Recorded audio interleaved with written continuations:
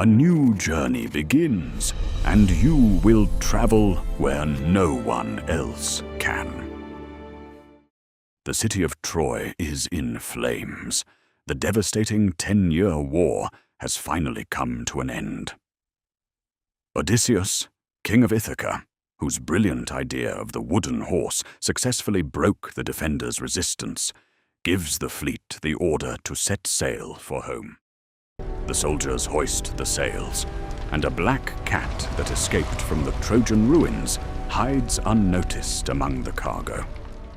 No one suspects that due to the wrath of the gods, the homecoming they believe will be short will turn into another 10-year struggle upon the sea.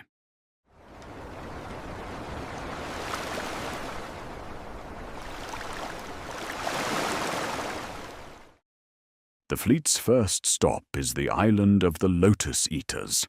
The lotus flower native to this place carries a spell. Anyone who eats from it forgets their past, never wishing to leave the island again. The unsuspecting sailors fall captive to the plant. Odysseus is forced to intervene, dragging his men back to the ships.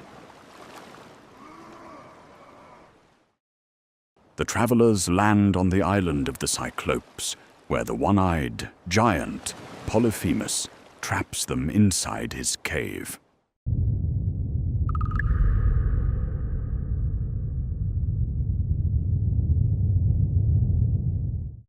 Odysseus resorts to a trick. He gets the monster drunk, then blinds him with a wooden stake. When the blind giant moves the stone from the entrance, the sailors make their exit into the open air. The crew lands on the floating island of Aeolia, where Aeolus, the king of the winds, hosts them for an entire month.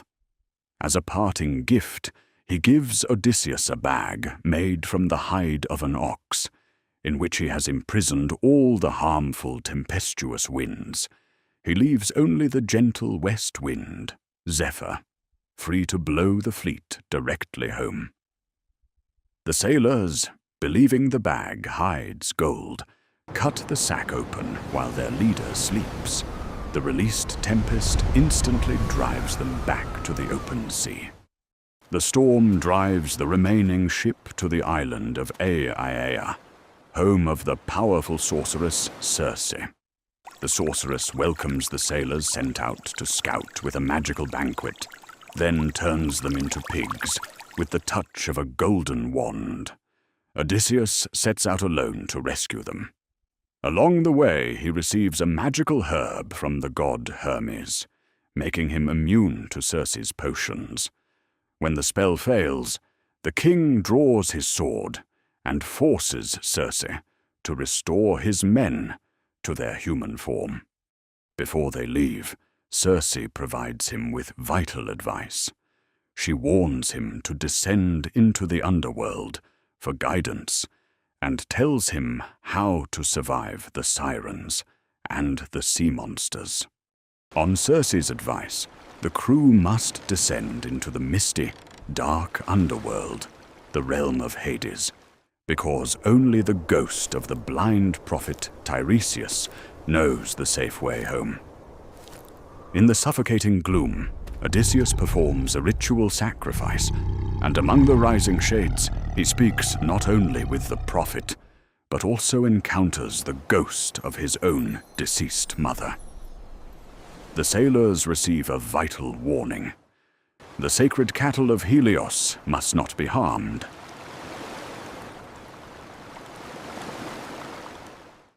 Out at sea, the ship approaches the rocky island of the Sirens. These creatures, half bird and half woman, sing so beautifully that every sailor loses his mind and steers his vessel into the reefs just to get close to them. Odysseus wants to hear the song. He plugs his men's ears with wax and has himself tightly bound to the mast. This way, the sailors row steadily past the dangerous waters. The ship passes through a dangerous strait. On one side there is the whirlpool Charybdis. On the other side, the six-headed monster, Scylla. Odysseus is forced to make a hard decision. He steers toward Scylla. The monster snatches 6 sailors, while the rest manage to pass through the strait. The crew lands on the island of Thrinacia. Despite Odysseus's strict command, while their leader is fast asleep, the sailors slaughter the sacred white cattle of Helios, the sun god. Divine punishment does not wait.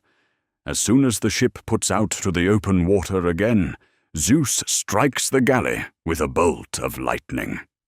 Only the innocent Odysseus survives, clinging to a drifting piece of timber. After 20 years, Odysseus finally sets foot on Ithaca. However, the goddess Athena transforms his appearance into that of a frail, ragged beggar, so he can secretly assess the situation. The palace has been overrun by suitors who believe the king is dead, squandering his wealth and forcing Penelope into a new marriage. No one recognizes the returning old man, except his faithful dog, Argos, who wags his tail one last time. Penelope declares that she will marry whoever can string Odysseus's bow and shoot a single arrow through the holes of 12 iron axes. The suitors fail. The stranger requests the weapon. He succeeds. Odysseus reveals his true identity. The king of Ithaca has returned to his throne. Order and peace are restored. It has been a long journey. It's time to leave Greece, my friend, and return home.